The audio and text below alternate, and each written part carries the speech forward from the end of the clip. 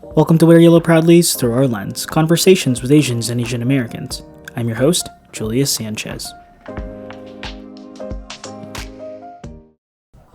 Okay guys, we're gonna get started. Aloha everyone, my name is Emilie Kealani. Oh, I should be talking into this. We're recording for the Through Our Lens podcast with Wear Yellow Proudly. I'm really excited for everybody to be here today. Thank you for coming.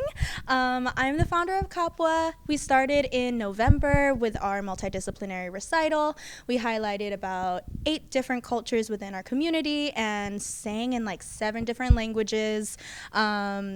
And that kind of sparked something in me to where I was like, okay, let's continue this idea. And so I came up with this idea to do Kapwa Spirit, kind of like with the Aloha spirit, coming together and sharing, embracing an identity.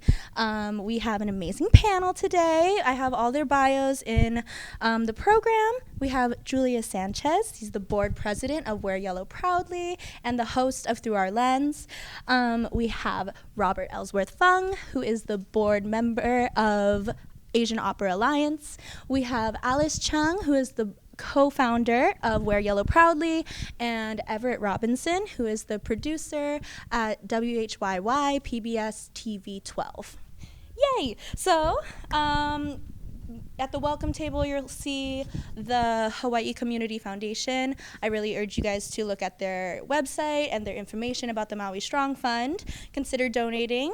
And then after the conversation, we'll have more snacks, we'll have more boba, take a lot of stuff. Otherwise, I'm going to eat it all.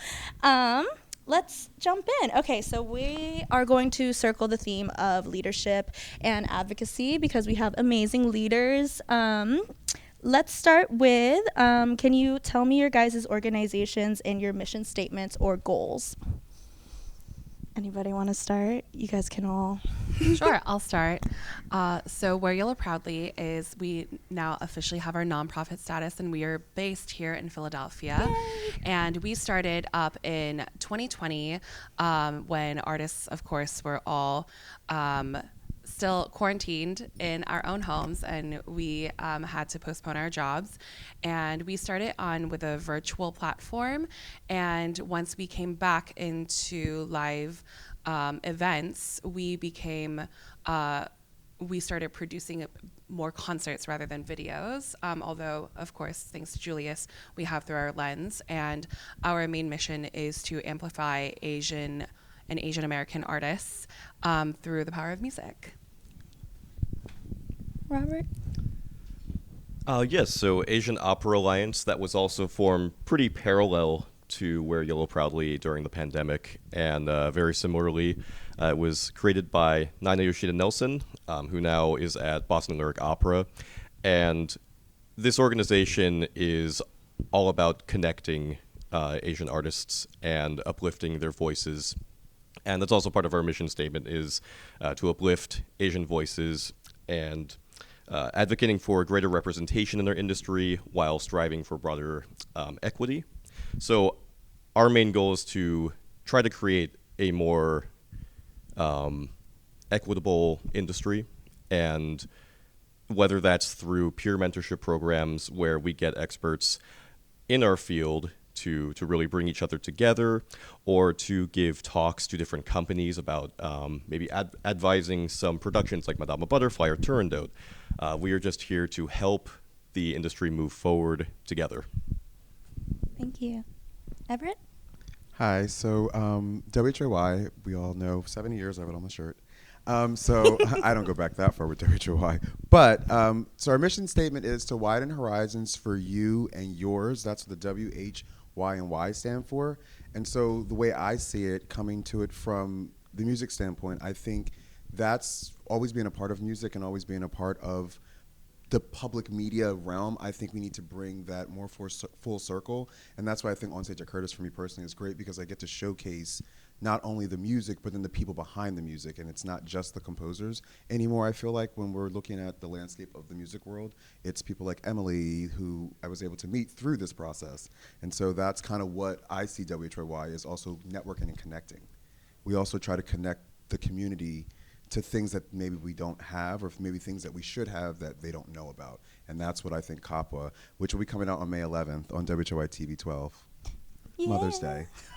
That's what I feel my purpose is with this, working with WHYY, because they have such a broad nonprofit organization as well. That's where I feel like I come in. Thank you. Well, so we all have our platforms, and I was just wondering, how did you guys go about creating your network of AAPI artists, and how do you support each other?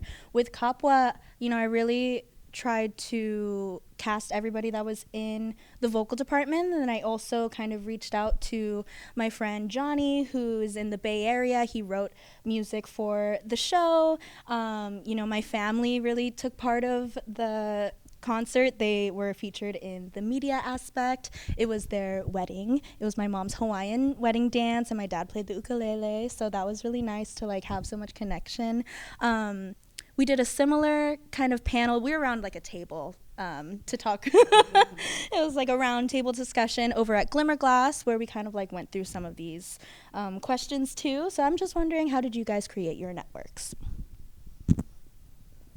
Julius?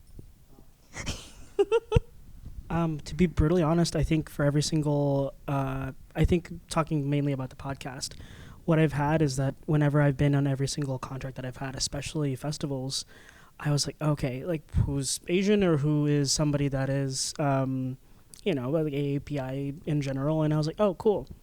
I'd like for them to be in the podcast. Yeah. And I feel like for me, regardless of, I try to do my, my research with every single person. And I was like, oh my gosh, this is such a fun story. And I'd really like to feature it, or I'd really like to bring this person and expand on whatever they have. And so for me, I feel like it's just, there's always so few and far between people that may look like us or just have had similar experiences. And so it's something that I'm just like, okay, cool. I don't want to take that for granted, being able to work or be able to share space with this person.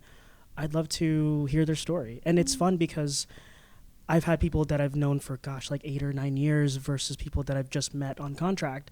And I learned so much about them. And it doesn't matter if, however long I've known them for or not. I was like, wow, I've never known that about you. I didn't know your story about this. Please continue to elaborate. And so that, I feel like for me, on a very personal level, it's the most fun part about that. Mm-hmm.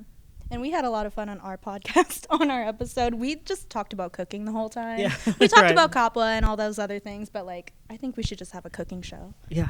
That's what we got from our podcast.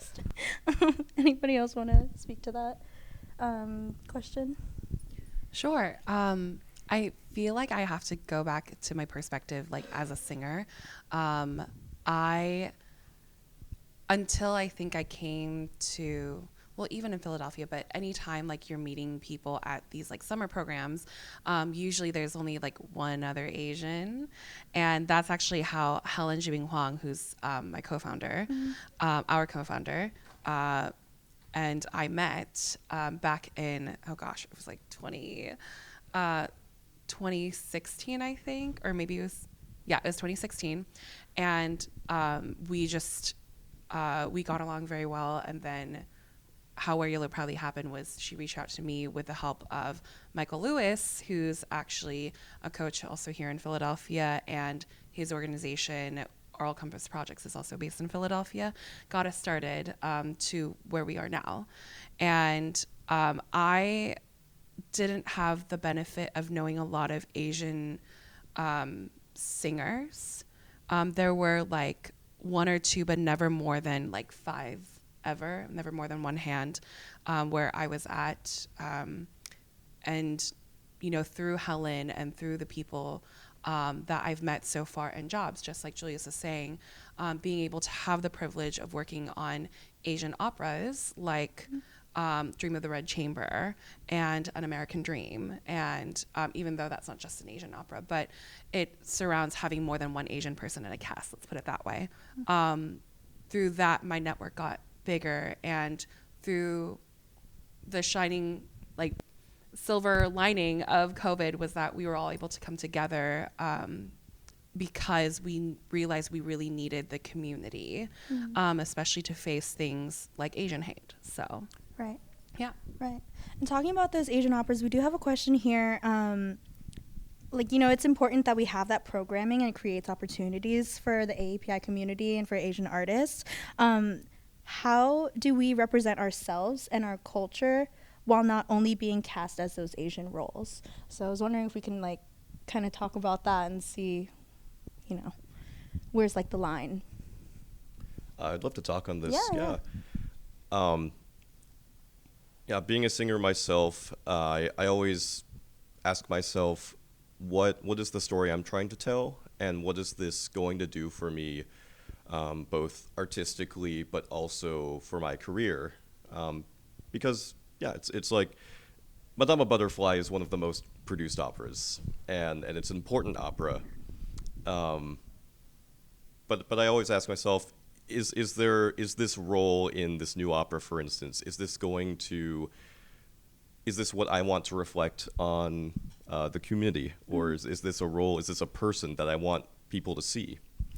And I've been very lucky to have a healthy mix, I would say, of non-specifically Asian roles and specifically Asian roles, and I credit that to a lot of the singers that came before me who have really fought for that, who have really fought inside that world of pigeonholing.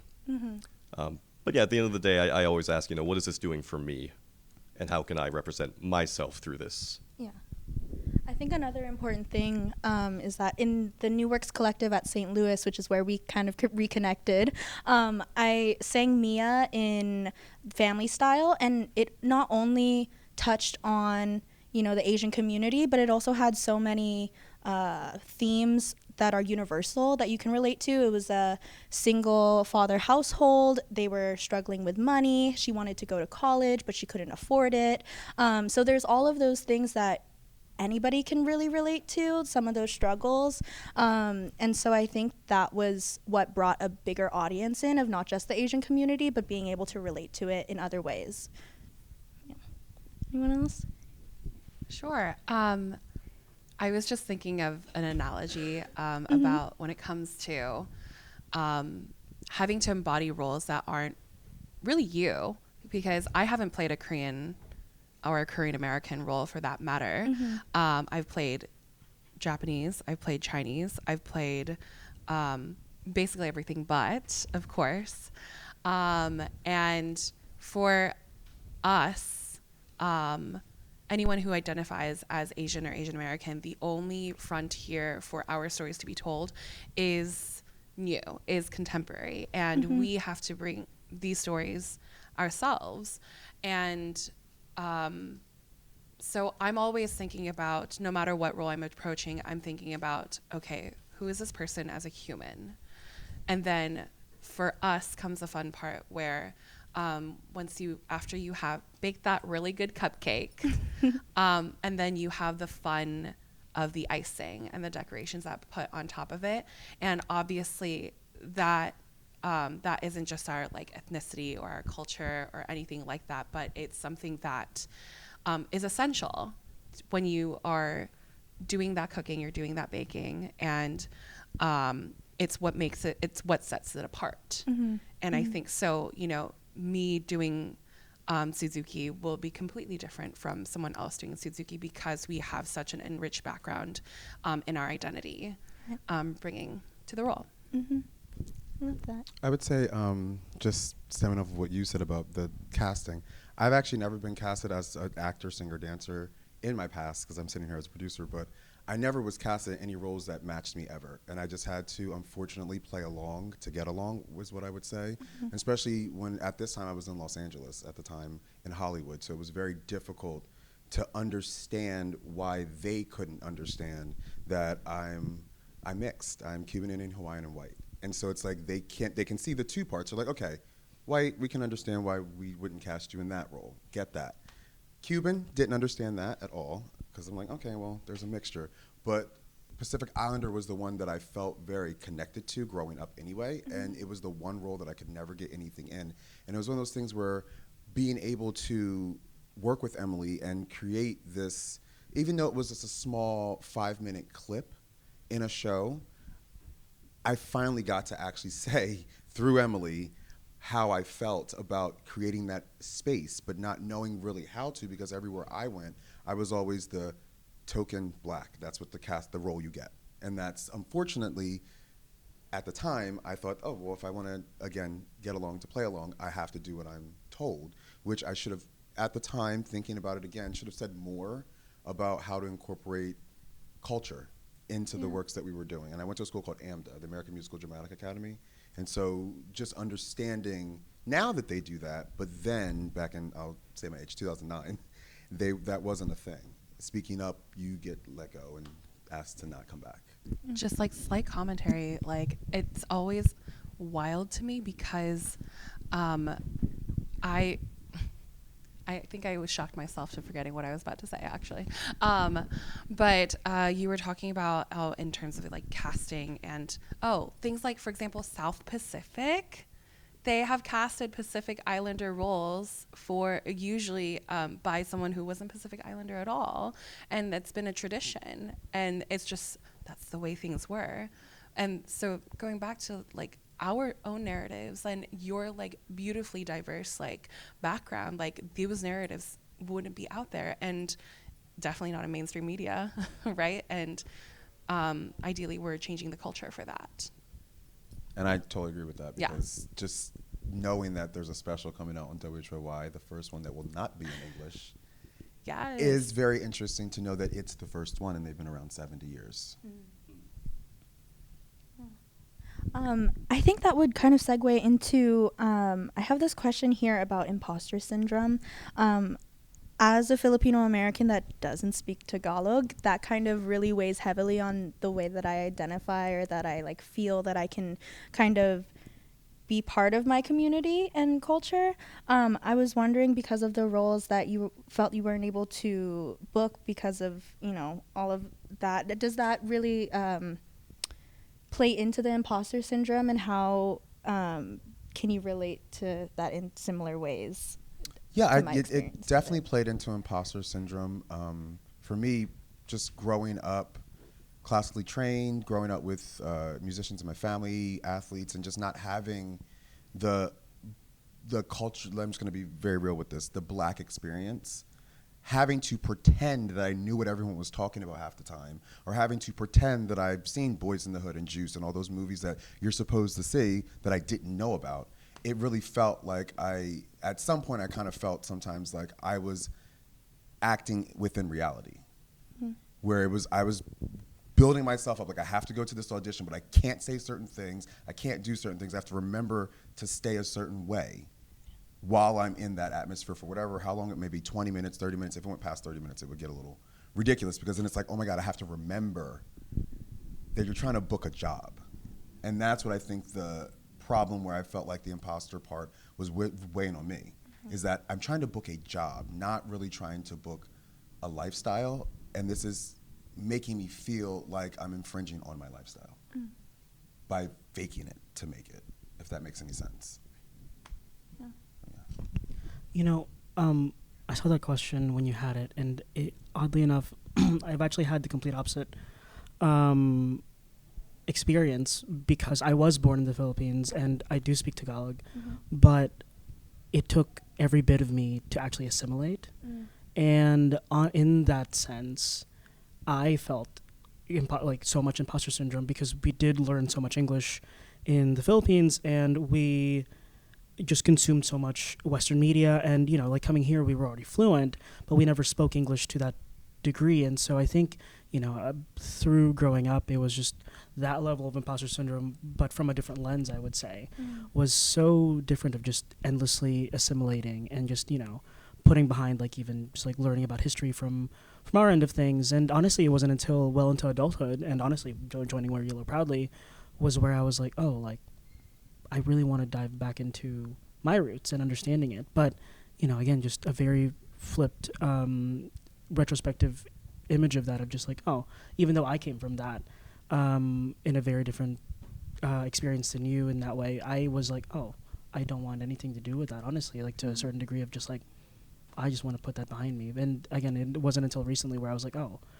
Mom, like, tell me about our family tree, or like, please tell me more about how we kind of came about, and like, different parts of our family. And so yeah, I feel like for me in that end of imposter syndrome, I'm just like, oh, I want to put that down, and I think for a lot of it was a massive mentality shift. I would love to add a recent revelation that I had while I was in Hawaii. I was spending some time with the parents of a conductor, and I believe they're second or third generation American, Japanese American. And during dinner, we went to a Korean restaurant, and I ordered in Korean, and I wanted to make sure that they were taken care of. And I had asked them, oh, when did you learn Japanese? Like, because they grew up in Hawaii, and they're like, well, we never learned Japanese because in America, we have such a long-standing history of whether it's assimilation by choice or forced assimilation out of, the necessity of survival or something like that. But it was something that I realized, wow, it's affected so many generations. My parents were from Korea, and they chose to teach me Korean, whereas my cousin, who is a Harvard grad, they chose to not teach him Korean. And it just goes to show how it affects your family for generations and for years to come. And, me realizing how the privilege that I had, as well as the privilege that we can continue to bring back and create. So that's just something that I wanted to share, because as an American, I didn't really think about that, despite doing operas like An American Dream, where people we visit the incarceration camps in a scene. But yeah, it's still something, and that was only very recent as well. Yeah. And adding to that, I didn't grow up in Hawaii. I actually grew up in Massachusetts, where I was basically the only Asian kid there. My parents didn't so much teach me Mandarin from an early age. They both spoke, but they wanted me to learn. They sent me to a teacher, and I think it was actually my choice to say, I'm fine. I'm okay with not learning, because where am I going to use this? And then it wasn't till when I moved to Hawaii in 2009 where suddenly I was surrounded by a lot of very different Asian cultures, and a lot of them did end up speaking Mandarin. And, my dad could speak to all of the people in the restaurants and to friends there. And I think finally, once I went back to the mainland to study opera, then I really started having an interest in wanting to reclaim that, something that I chose not to claim for myself as a child. And so while it's pretty bad, my Mandarin is pretty bad, I have learned to sing in Mandarin, and I find a lot of fulfillment through that, and a lot of reclamation of that through singing. Yeah. So. I am so sorry. I keep forgetting to add this part, but something that we came across during our time throughout Wear Yellow Proudly was what it means to be Asian American. And the definition that Wear Yellow Proudly has adopted regarding that is that it doesn't matter what your passport says. It doesn't matter where you were born. It doesn't matter where you're still living. If you have had any experience in America and identify as an Asian person, then you're Asian American, because there are so many, we deal with hyphenated things where whether it's Asian or Cuban, and then they add the hyphen, and only recently realized that this was used to defame us. And so to reclaim that, and it doesn't matter if it's Wear Yellow Proudly's definition, but what I really realized that, it's a matter of what it means to be American, and whether for you it means whether it's Asian or Cuban, Hawaiian, whether that goes away when you say American, what does that mean? And in that way, I'm trying to reclaim what it means to be Asian American. Yeah. Going along with learning music in our own languages, that's how I've been trying to kind of learn Tagalog. My family speaks Ilocano, so even if I did learn Tagalog, I wouldn't have anybody to speak to. maybe to you. Can I expand on that a little bit for a second? Is that so? There's 185 different languages in like Filipino languages, and so the main one is Tagalog, and that's mainly what we speak. We conduct a lot of business in English, but there's other, of course, like there are other languages and other cultures there in the Philippines that speak these different languages and just different, just like different islands and everything too. I was talking to a friend about this, and they were just like, "Oh yeah, like mom and dad, would it be beneficial if I learned Tagalog?" And they were just like, "Yeah, but you wouldn't be able to speak to us, like with us." And I was like, "Oh my gosh!" And so like even like learning that from my privilege of just like, I've been so privileged to learn Tagalog, and like it's like they learn Visaya, or like her parents speak Visaya, and I was like, "Oh my gosh, like that's nuts." But no, I didn't even think about that of just like other Filipinos that speak another language. It's just like, oh, like there's also another barrier, a Filipino barrier in that of just like, like you can't go, there's another one too. It's alright. Yeah, and then another part of my identity is that my grandma was born and raised in Paia, Maui, so we have like a lot of Hawaiian culture and influence in our family, but we're Filipino. And I don't speak Hawaiian either. My family used to dance hula, but I don't. I mean, I found my way in the arts, but that's also another thing that I kind of feel like disconnected is that I never danced hula. I do play the ukulele, which is a way for me to connect, and then learning the kundimans in Tagalog.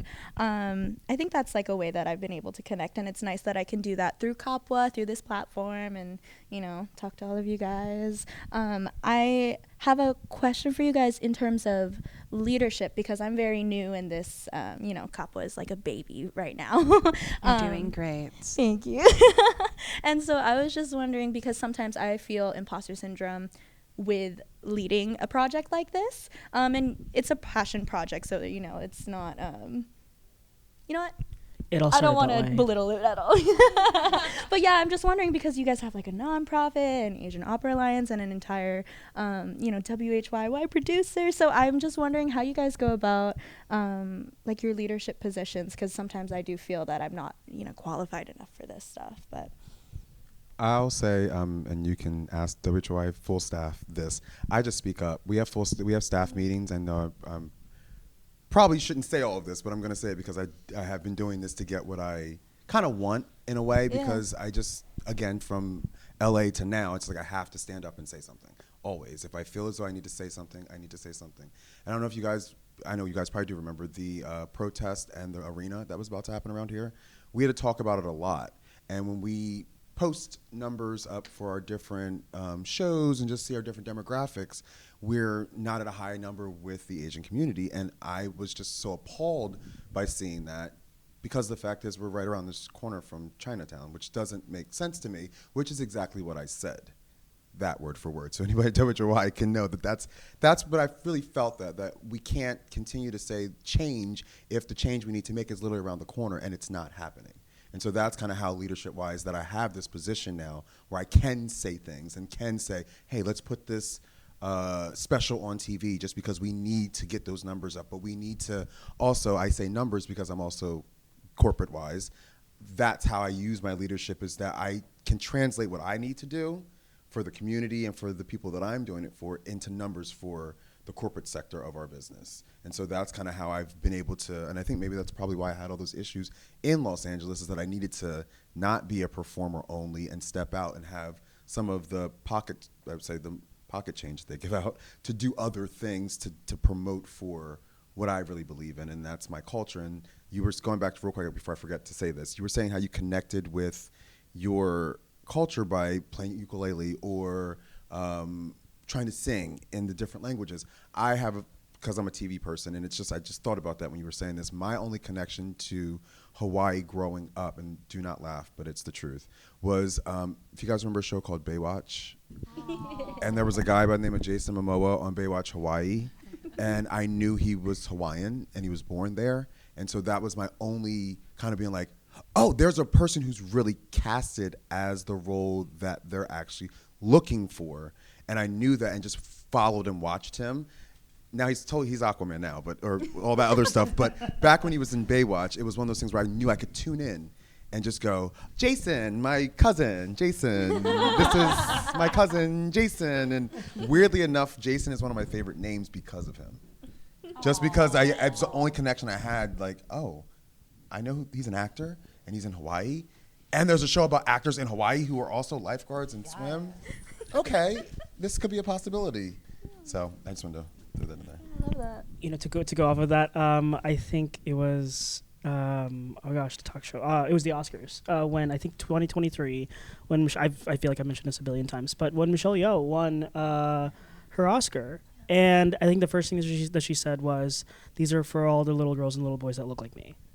And oh my God, I was in a room full of white people, and I was like, oh, it just really ripped my heart out. But you know, it spoke a lot of just like I was, 28, 29 at the time of when that happened, but it still spoke of just like I feel like I was still a part of that, where that level of representation about it.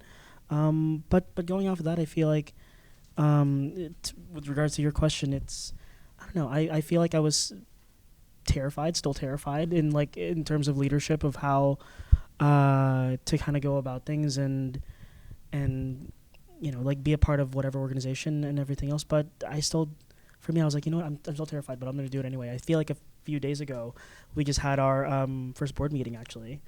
And I was just studying up on whatever we had for our bylaws Board and Robert's president. It's still a weird thing to say. I think You didn't bring his gavel today. Well, we always joke about it, like I think internally, and between Alice, Helen, and I, and then, but I feel like whenever it's mentioned outside of it, I'm just like, oh my God, stop! This is so embarrassing. This but is true. and so it's but I think it's just still fitting that within it, and we're all leaders in our own way, but it doesn't mean that level of being scared or worried about it isn't going to go away. I think it was Eric Whitaker that actually said it. It's like the feeling of performing, that scared feeling of it is never going to go away. You're just going to be more comfortable with it. Right. Yeah. And I've always loved that. Yeah, I've always loved that because I was like, cool.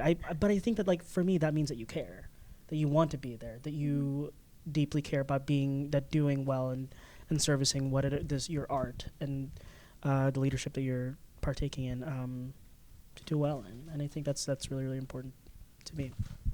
Yeah, to piggyback off of that, I've been with Asian Opera Alliance since the beginning, and I still feel like I am unqualified.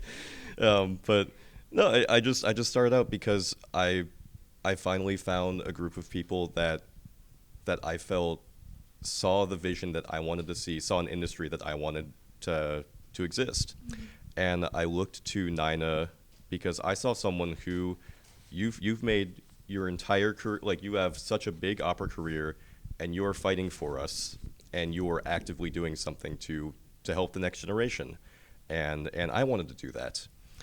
And so at a certain point, I was so in my head about what am I going to do? What is this going to look like? How am I going to achieve this? Everyone here is just so qualified. They've done so many advocacy groups already. They've had careers, and I just had to start doing and accepting that perfect is never going to be good, and if I just keep doing it, then that's going to be good, and that's what I continue to do to this day. And this is American Dream gets a lot of representation in this one. It really does. In the production of An American Dream that Alice and I were a part of at Hawaii Opera Theater, there was a girl from Singapore who came up to us after a show, and she said to our director that I had never seen anyone who looks like me on a stage like that before. And this was in Hawaii. Right. That was a shocking part. Yeah. But I mean, we were her first show where she got to see herself on stage. And so for me, that's what this is about. Mm-hmm. That tells me that I am doing a good job at advocating, and through Asian Opera Alliance, but also through my art form. For me, I think it's imperative that we make sure to say that we all know that there is Asian excellence. There's no doubt about it. I think sometimes a little bit for singers, it could be slightly different because people, they look at an Asian, oh, you're a musician, oh, you're well represented. When I went to Kansas City, there was no specific scholarship for voice students. They didn't consider us a minority, but we were. I mean, it was clear as day. But it's also very hard in terms of, even though having that excellence, it's hard to bring the community together in a way, because we're so diverse and we're so beautiful in that way. But no matter how big of a group gets, it's always hard to speak for everyone. And that doesn't matter if it's an Asian thing or if it's, a Philly thing. It doesn't matter. It's just hard to be the representative of everyone. And I think the biggest part, the best thing that you could do if you're trying to lead a community or get a community involved, is to listen, ask for feedback. And that will also, especially, this is a perfect time to do that, because starting out Kapwa, it's that's right, you tell them. Because you have the privilege of it being in the beginning stages, and it could blossom into anything. And you're finding people who can relate to your identity or parts of it. It doesn't even have to be whole, and who can shape it the way you all imagine it to be. And just knowing that, making sure you have these are the pillars that I want in Kapwa or in any organization, and making sure that you stand firm with it, but also knowing how you can be flexible and to be inclusive in that way. For Wear Yellow Proudly, obviously, we always say, because Helen and I were talking about we want to be inclusive of other Asians as well, like South Asians, for example, but we can only provide what we know to that aim as well. And so if you have someone who can not represent them, but to provide that knowledge, and we're all humans, we're not perfect. And that's also, because you have other humans to rely on to be able to help you and build that foundation. That's the beautiful part about building your own community and then inviting and having a place at the table for others to join. I love that. So how do you guys, with your leadership positions, how do you start to balance that with your personal performing careers and things? We just finished Candide. I know you guys just came from Hawaii. You're always producing at the studio. So how do you guys find balance between that? Because sometimes I feel like it's either all opera, all performing, all school and stuff, or it's all Kapwa. So finding the balance, how do you do that? I have no balance. Me too. My life is pure chaos. Everyone who knows me knows this. And honestly, I feel like I'm just I'm going because I'm passionate about it. Yeah. But I'm also going and managing things because I have reliable people around me, people who I trust, like Julius and Helen, who I know I communicate well with. Mm-hmm. That's such a big part. And they also equally can rely on me. And we're able to tell each other hey, you're taking on too much. Delegate, or let us help you. And that's what's going to save your life, because we're all in this particular situation, we're all individual independent contractors. And so we're going to have crazy times, and we're going to have months of then no work, for example. So yeah. Because Alice and I currently live together right now, there have been times after production or after rehearsals where I would just be oh my gosh, guess what happened today? And it's just time. right. Well, it's just this outlet of just oh my gosh, who fell again? And just something of just that. But to expand on that, it's the people that you have that are there. And I think the hardest part is the fact that we are so passionate in what we do, and amongst all of us, it's so hard to draw that line. And I think what is the most grounding part, and I always say this as well, is that for every single contract, especially for festivals, is that it's the people that make it, the people that are around you. And I feel like that's what is the best part. I think as soon as we finished Candide, I took a train to New York. I got back last night, and I thought I was, and then Alice was about to leave for her next contract, and I was just like, I think on the way here, actually, I was like, oh, wait, you're leaving tomorrow. Can we play Overcooked? Can we play on the Switch? But it's like the small things where it's like, it's very, very grounding of just like, oh, like, be with your human beings, be with the people that you are, that you can be yourself, be vulnerable with. And I think that's one of the best parts about, like living together and also working together a lot too, is that, the people that you have in your corner.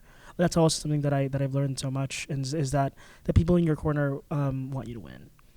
And there have been endless nights when like I was like, oh, I gotta go to sleep. Alice and I would stay up talking for like until 2 or 3 a.m.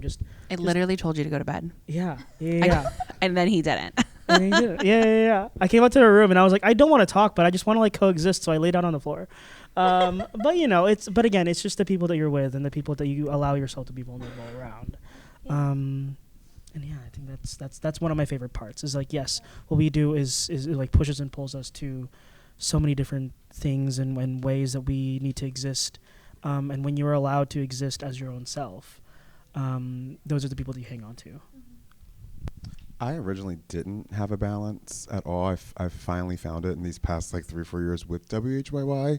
So I'm going to clap to them, thanking them for, I think for me in the beginning, because I wasn't a producer in the beginning, I was singer, dancer, actor. I think the balance, when you said that we're contract to contract, TV-wise, working in the TV world as a performer was, again, contract to contract. But it opened up my eyes to the different seasons that are available for what we do. And so that's kind of where I started to find the balance, is figuring out, okay, I dance. What are my seasons for dance? Like, do I want to be a festival dancer and dance in the summertime? Do I want to be competition? Do I want to dance in the fall?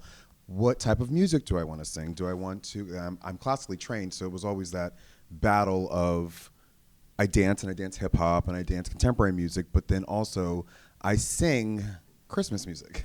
That's what I love to sing. I love Christmas music, and I think it was my way of still having that little classical attached to it. But I realized, okay, let's back up. And then getting to WHYY was when I really realized the balance was that I can take a break.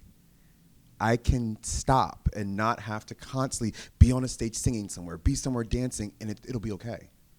And that's where I think the balance came in. And then working with Curtis has also given me a balance, because they do so much. So I feel like I don't do enough.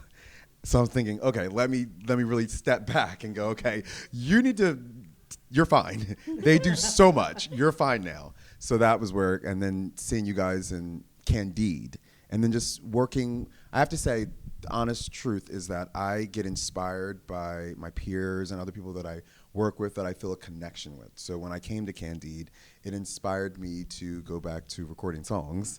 So I'll be doing that coming up soon, and that's kind of how exciting. I kind of balance it, where it's just like, you know what, now's the time. You feel it in your bones. I've been doing it for a while now, so it's like, okay, I can do it. And I think that's why I say I didn't have a balance. I didn't think I could do it.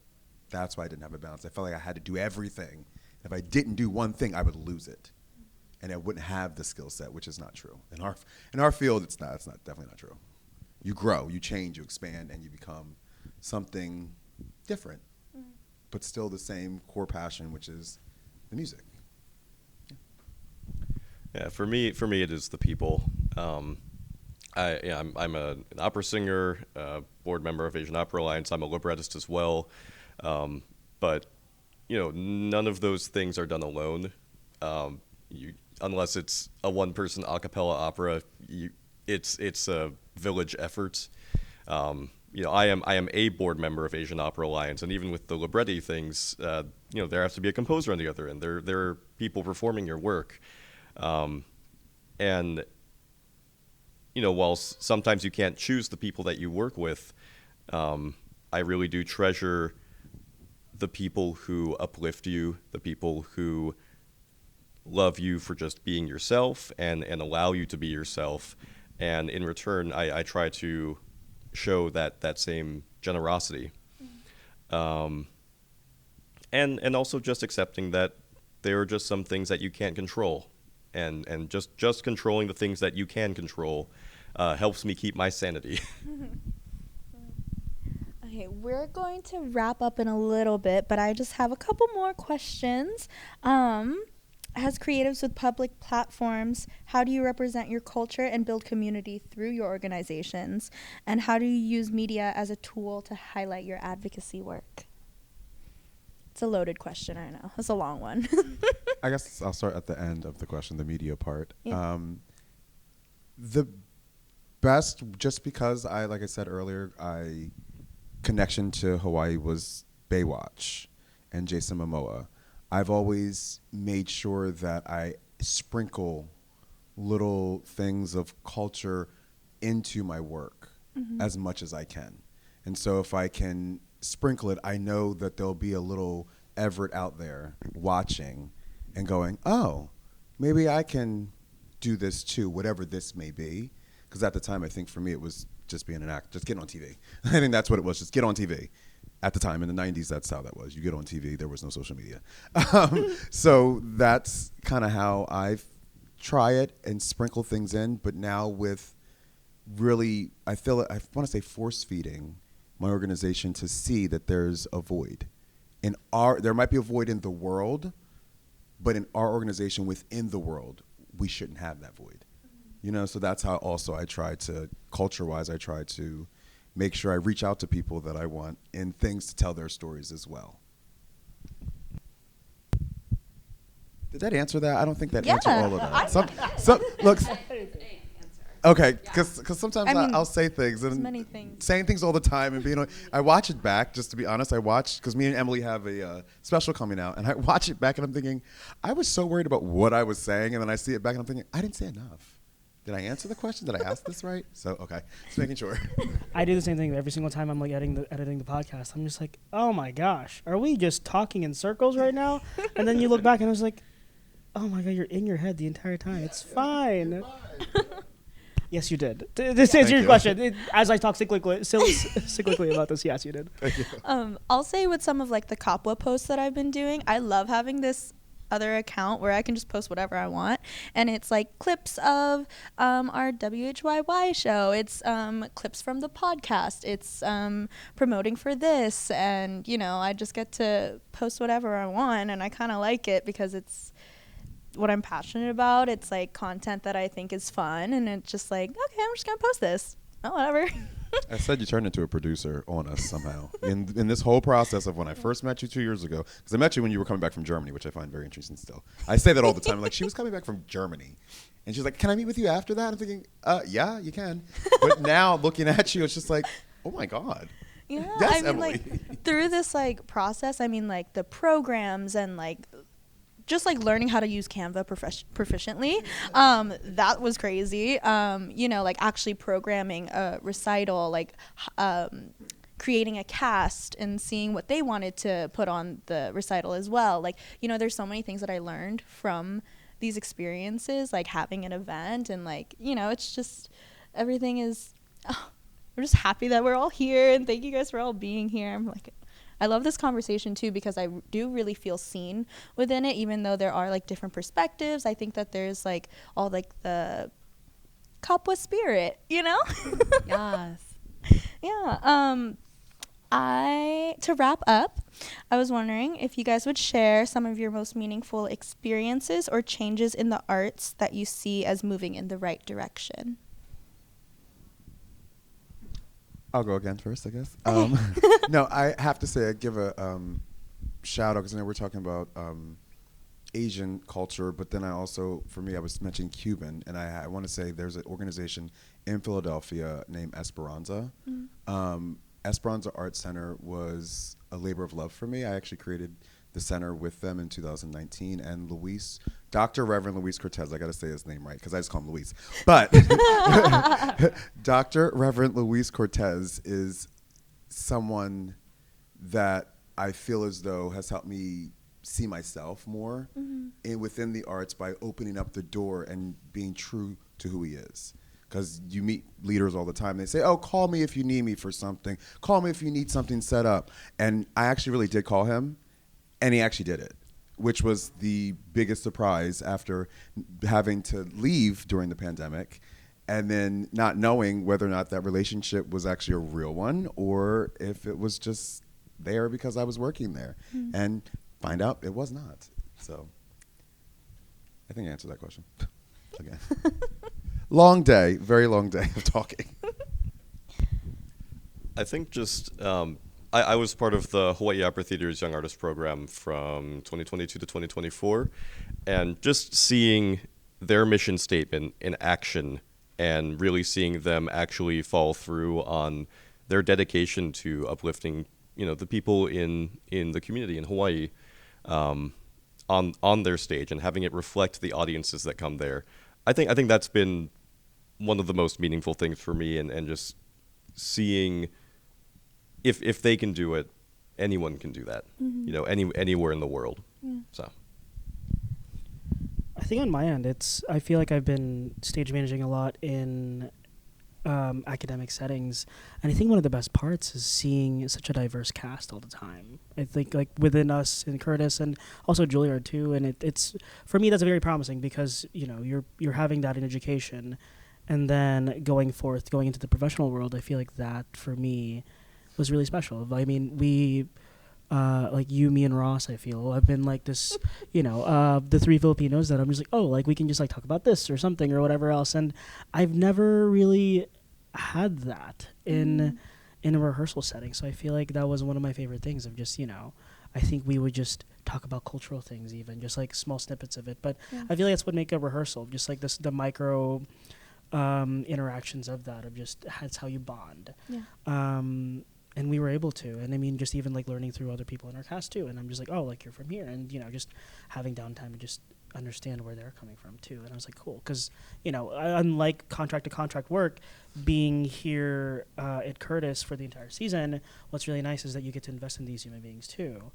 And then you're just like, oh, like you're from here, and I was like, oh, like I've never known of that. That's really, really wonderful, and you just kind of get to know that. And I feel like for me, it's such a rare opportunity to be able to be with these people for the entire year and then get to know them and see them grow as professionals, but also personally. It's like, wow, this is a really, really wonderful way to just see that level of diversity and just beyond AAPI representation. I was like, wow, this is really wonderful. And I feel like that is a really terrific step, like few steps in the wonderful direction.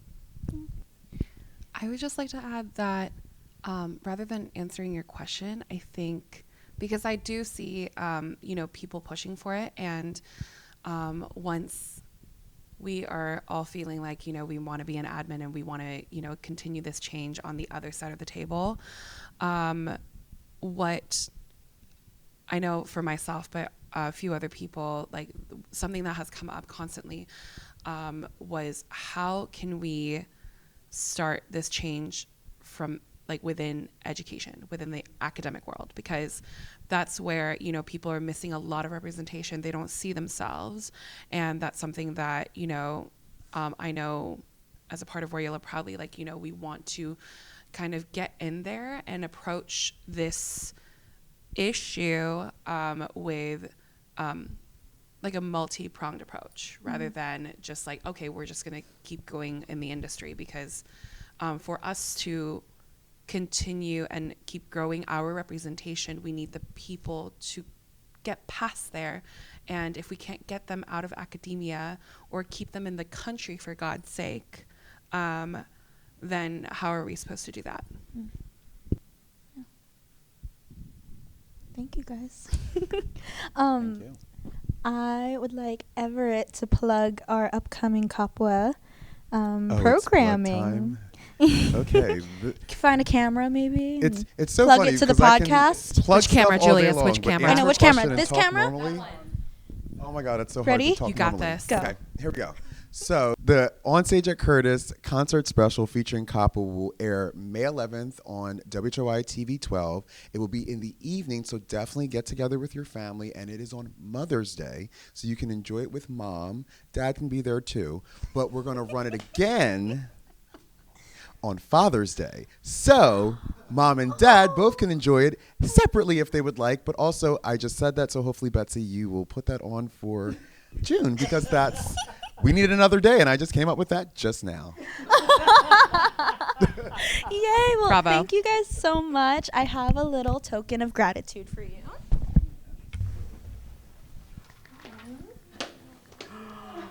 This is my favorite part of Kapwa. We did this at our November concert as well, but this is just my way of saying thank you. These are from Hawaii. My auntie made them, and then my other auntie brought them over. Oh my gosh, how do we receive these? I'll just give you a lay and then I'll Okay, hug cool. you and say thank you. Yay, exciting. Thank you. We should have had Robert go first, you know. Oh, shit, already? You know.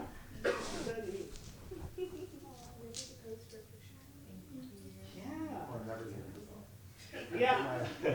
First one.